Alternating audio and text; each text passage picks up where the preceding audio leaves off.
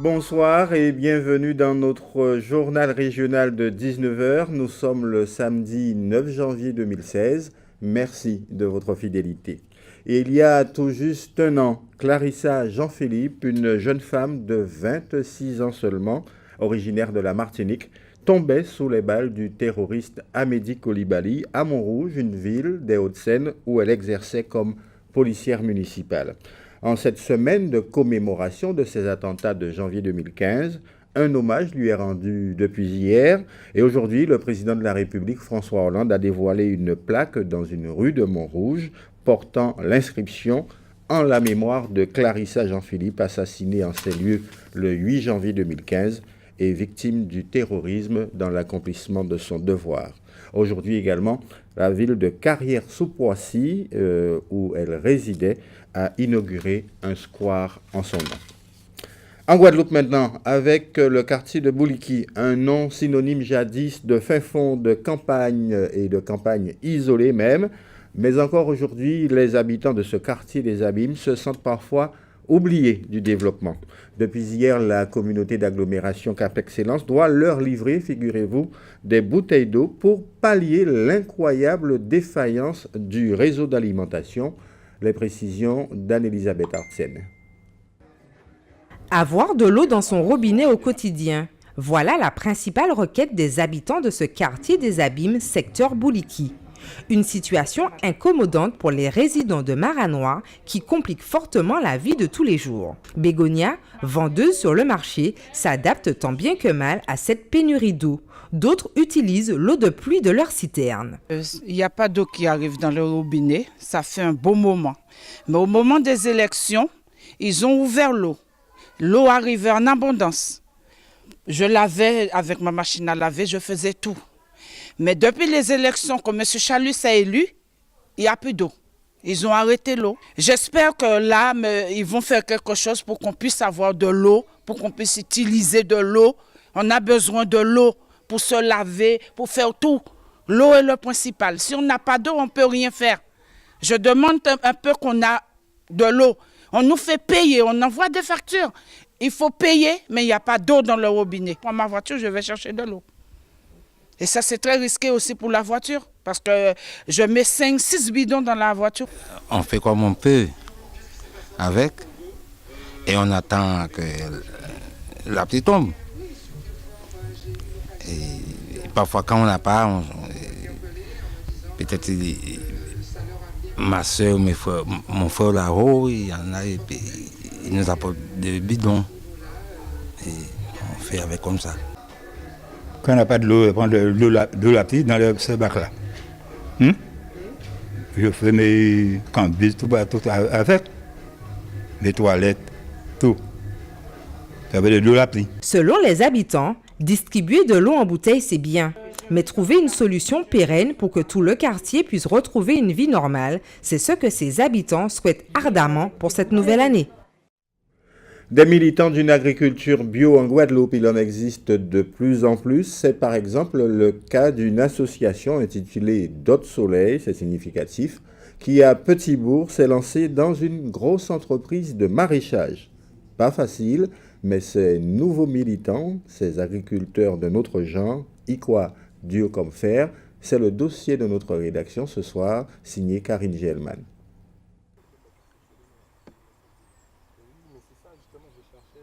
Un réseau AMAP en Guadeloupe, c'est possible, mais ce n'est pas de tout repos. Didier est maraîcher. Installé à Petit-Bourg, il a créé Dot Soleil en 2011 et cultive des fruits et légumes bio. Dans le monde, finalement, on est plus sur une agriculture conventionnelle qui utilise des produits chimiques qui sont néfastes à la fois pour l'environnement et pour l'homme. Donc on a du mal à développer une autre agriculture et à revenir finalement à ce qu'on connaissait avant, avec une agriculture ancestrale qui se traduit en Guadeloupe par les jardins créoles. Donc on avait cette connaissance et puis au fur et à mesure du temps on l'a un petit peu perdu. Donc il s'agit de la retrouver maintenant. Et en agriculture bio, pas de pesticides et pas d'engrais. L'agriculture naturelle, on ne nourrit pas directement les plantes, donc on n'utilise pas d'engrais. On va passer par ce qu'on appelle des amendements issus de matières organiques, donc soit d'origine végétale, soit d'origine animale, pour faire des composts qui vont permettre de nourrir le sol, apporter de la vie au sol, notamment des micro-organismes, qui vont dégrader la matière organique, qui vont permettre ensuite à la plante de pouvoir se nourrir. Mais donc on ne nourrit pas directement la plante, on nourrit le sol. C'est une approche qui est différente. Le maraîchage bio peine à s'implanter en France. Il n'est développé que sur 3,5% des surfaces agricoles utiles et uniquement 0,2% des terres agricoles en Guadeloupe. Alors oui, il y a plusieurs difficultés. Premièrement, en termes de technique de culture, puisque l'agriculture guadeloupéenne est historiquement dirigée vers la canne et la banane.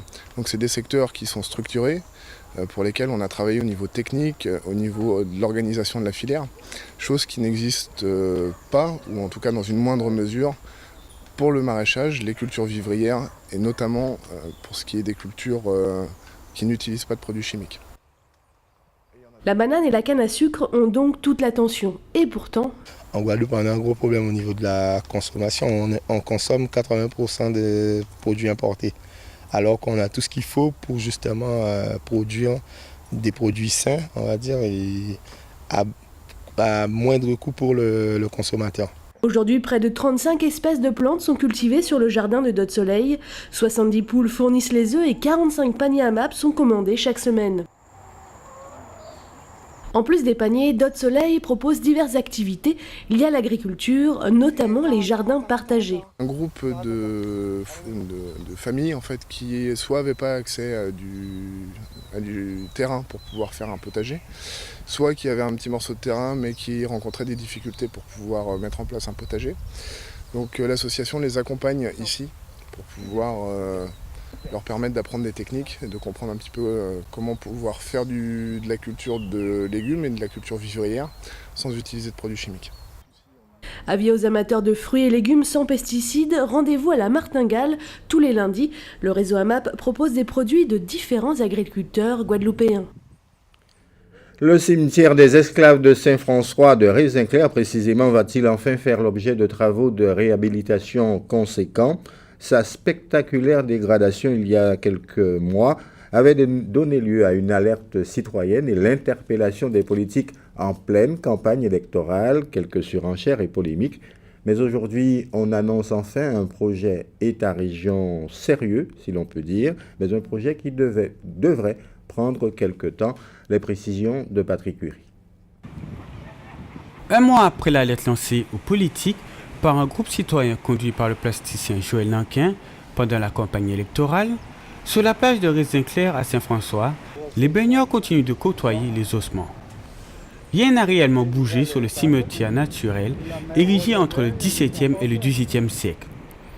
On dénombre pas moins de 800 sépultures. Avec le temps, l'érosion dégrade de plus en plus ce patrimoine historique qui doit faire l'objet de travaux de réhabilitation. L'État et la région se sont récemment accordés sur un projet. Ce qui consistera avec des investissements qui vont avoisiner les 200 ou 300 000 euros, de remettre du sable ici, de conforter tout ça, cet appui-là, et de mettre un peu de nature végétale de telle façon à permettre que le sable reste un peu. Ça, ce serait dans un premier temps. D'autres solutions sont aussi à l'horizon, c'est le fait de passer des questions liées à la courantologie. Et ce système-là, c'est un peu plus cher.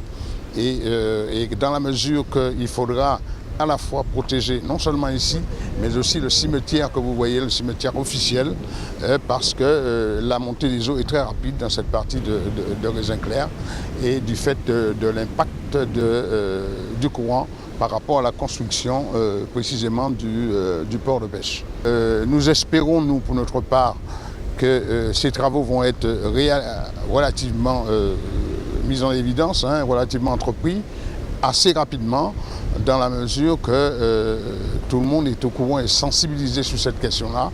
Et à mon avis, c'est un problème de décision et d'étude aussi. Entre mer et ossements, les touristes et les Saint-Franciscains semblent s'accommoder de cette situation. Non, je ne savais pas. Moi, je sais qu'il y a un cimetière là-bas, mais je ne savais pas que là, il y avait un cimetière. Donc, en voyant les eaux, je ne savais pas, non. Non, ça ne me fait pas peur, mais bon, je voyais qu'il y avait des travaux, mais bon, je ne pense pas qu'il y avait un cimetière. Ouais, mais bon, c'est bien qu'il y a l'histoire et puis les touristes, il faut que ça cohabite. Oui, je savais, mais depuis longtemps, on se baigne là, il n'y a pas de problème. Parfois, on voit des squelettes qui se baladent là, ici, mais on se baigne quand même. Il n'y a rien. Il y a des gens, ils ont peur de ça. Moi, ça ne me fait rien du tout. Comme on dit tout le temps, un mort est bien mort. Les ossements découverts sont exposés au Memorial Act ou restaurés au musée Edgar Clair du Moule et seront rendus à la commune une fois le chantier terminé. Un chantier qui connaît beaucoup de difficultés, notamment dû à la loi sur les 50 pas géométriques. Le développement personnel, avoir la positive attitude, comme on dit, de plus en plus de Guadeloupéens sont adeptes de ces pratiques qui les aideraient, semble-t-il, à améliorer leur confort psychologique et leur relation au monde. Des enseignants, des coachs proposent aujourd'hui des stages dont le succès populaire est significatif. C'est un véritable marché qui a donc été ainsi créé, parfois avec des démonstrations d'efficacité qui peuvent interpeller. Anne-Elisabeth Arsène aujourd'hui était à une journée du changement positif organisée par une conférencière de renom. Son reportage. Une journée du changement positif et du développement personnel. C'est le défi proposé par Maïté Kitana et Lucella Léon-Félix aux Guadeloupéens présents au WTC de Jarry. Les Canadiens, les Américains sont très avancés là-dessus, mais nous en Guadeloupe, on peut dire qu'on a un petit retard. Et en tant que Guadeloupéenne, je suis vraiment persuadée que c'est une chose qui est excellente pour les Guadeloupéens, qu'on en a besoin, qu'on a tous envie de devenir une meilleure personne, de savoir qui on est, ce qu'on veut pour faire de vrais choix en fait, prendre de vraies décisions et pas rester formaté par la société ou par disons des questionnements qui viendraient de la famille. Donc vraiment se connaître pour justement faire les bons choix, prendre les bonnes décisions, élever nos enfants dans ce sens-là. Parce que pareil, en tant que maman, ça m'intéresse que mon fils soit quelqu'un qui ait sa vraie identité, sa vraie personnalité, qui fasse ses vrais choix, pas que des choix pour me faire plaisir. Donc voilà, en fait, c'est en discutant de tout ça qu'on a décidé vraiment de mettre en place cette journée du changement positif en Guadeloupe. 3 experts, dont David Marouani, sont venus de l'Hexagone pour donner au public des pistes pour amorcer ce développement personnel. Gandhi le dit très bien, il dit « incarne le changement que tu veux voir dans le monde ».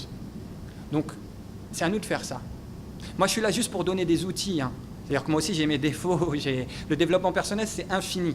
C'est un travail quotidien. Mais devenons ce sucre ou ce sucre qui rentre dans le café et qui change le goût, sans changer la texture du café. Ou la goutte de grenadine qui, au contact de l'eau, une goutte suffit pour changer la couleur de l'eau et son goût. Alors qu'elle était danseuse semi-professionnelle, Isabelle Dargent est victime à l'âge de 24 ans d'un accident de voiture qui la rend tétraplégique. Ce concept de vie l'aurait sauvée.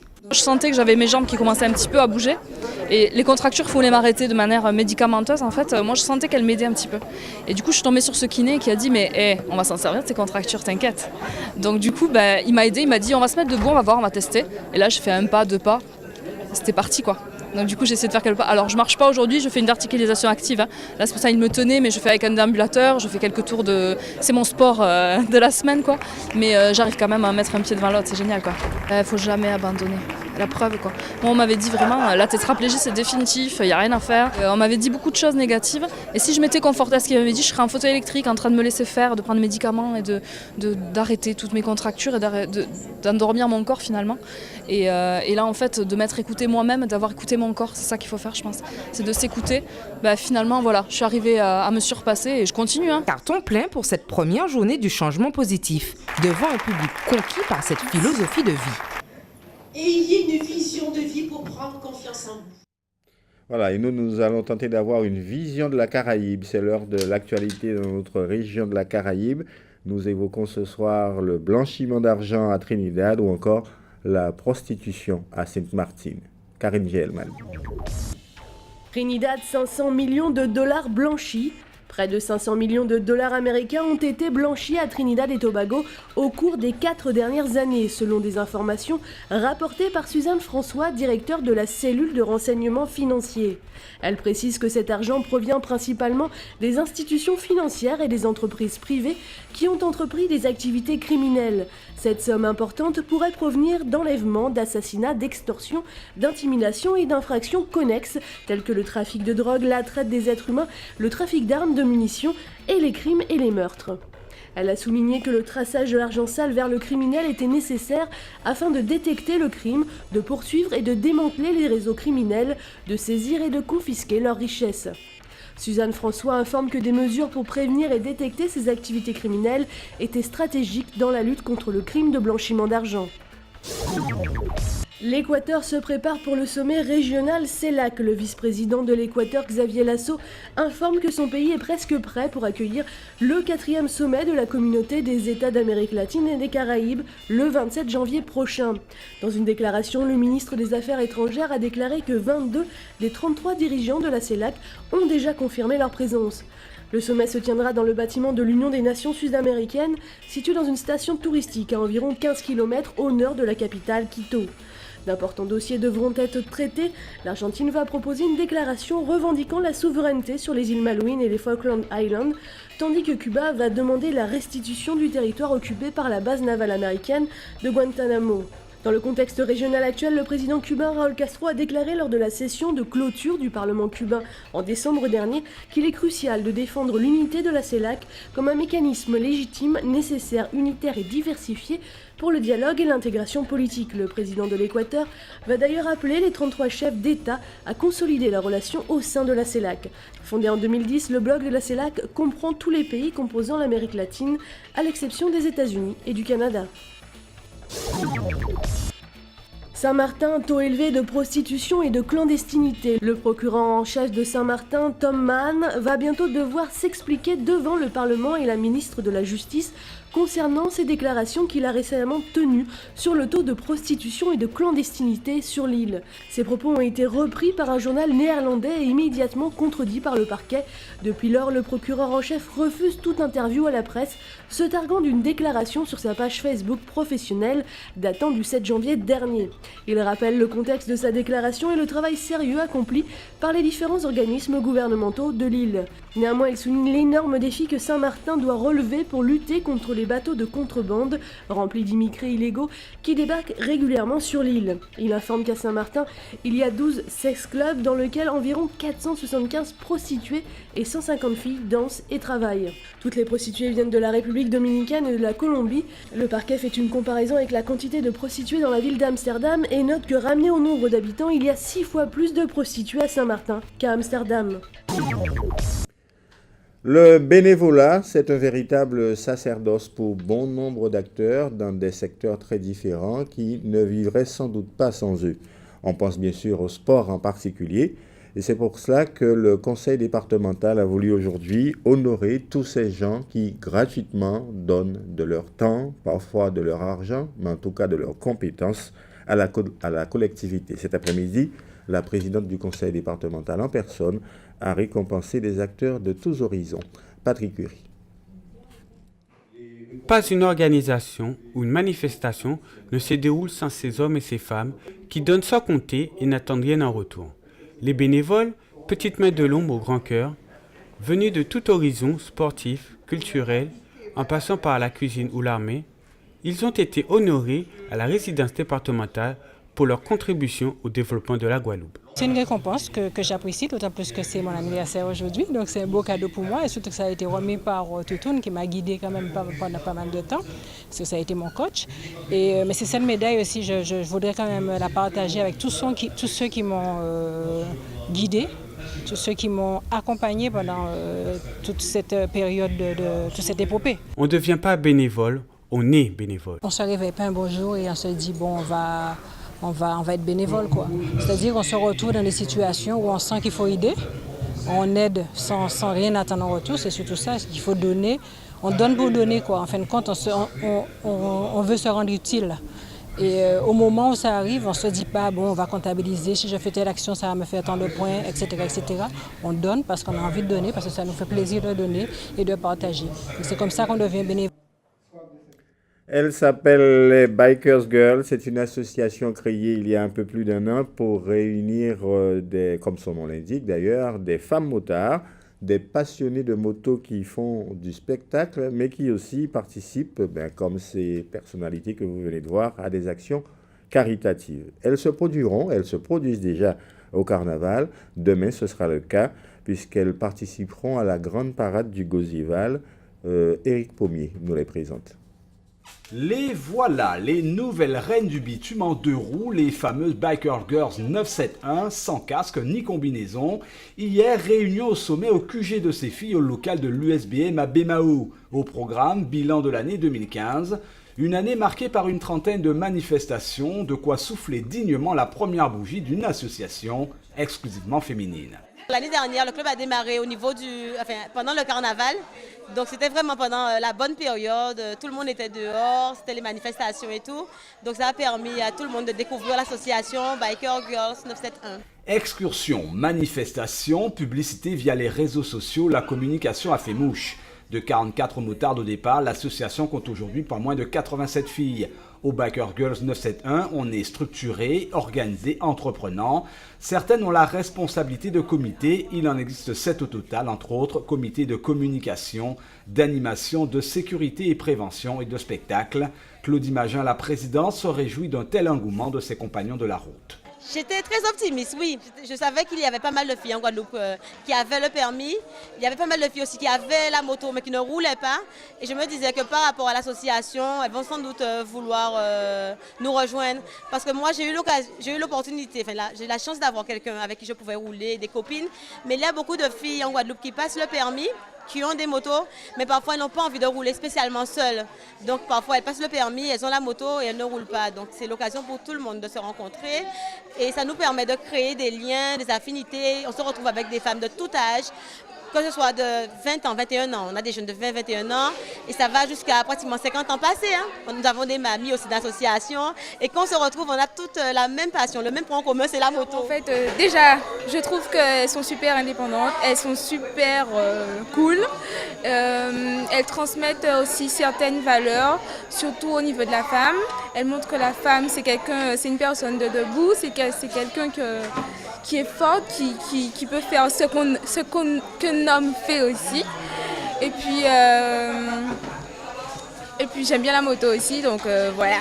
Et puis il y a cette devise propre à l'association, brûle la gomme, pas ton charme, autrement dit faisons de la moto et restons féminines.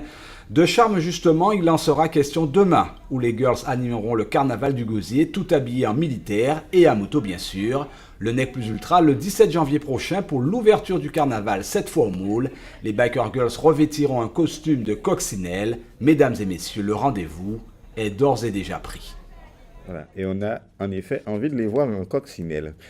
Du sport toujours, parce que c'est du sport, la moto, football avec la 12e journée du championnat de division d'honneur. Je vous livre les résultats enregistrés depuis hier.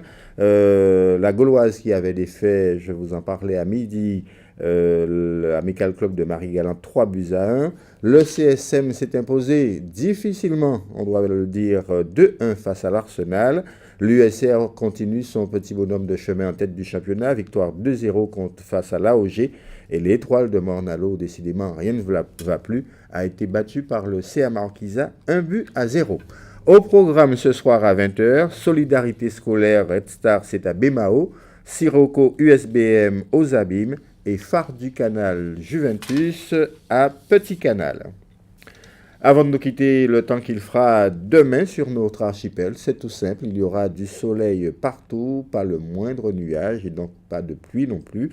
Des températures pourtant douces comprises entre 22 et 26 degrés.